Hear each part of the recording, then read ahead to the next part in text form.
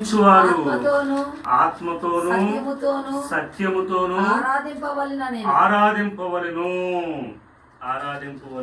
ఏ విధంగా ఆరాధించాలంటే ఆత్మతో సత్యముతో ఆరాధించాలి. ఎందుకని?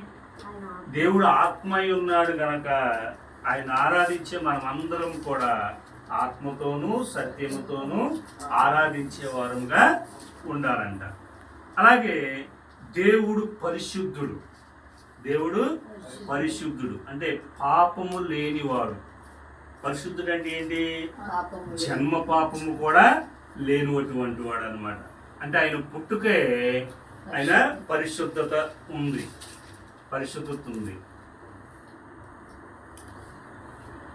ఆయన పరిశుద్ధుడు కనుక మనం కూడా ఏ విధంగా ఉండాలి? పరిశుద్ధులమై ఉండాలి. ఆయన పాపము లేనివాడు కనుక మనం కూడా ఏ విధంగా ఉండాలి? పాపము లేనివాడుగా ఉండాలి. ఇప్పుడు మనం ఒక విషయం చెప్పుకున్నాం. మనం పరిసయ్యుల ఇంటికి భోజనానికి వెళితే భోజనానికి వచ్చారని తెలుసుకున్నటువంటి ఒక పాపాత్మురాలు వెళ్ళి ఏం చేసింది?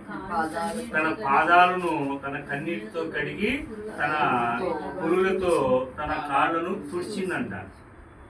తుడిచింది కాబట్టి ఎంత ప్రత్యత్తాపం ఉంటే కాళ్ళు కడగడానికి కన్నీరు వస్తాయి.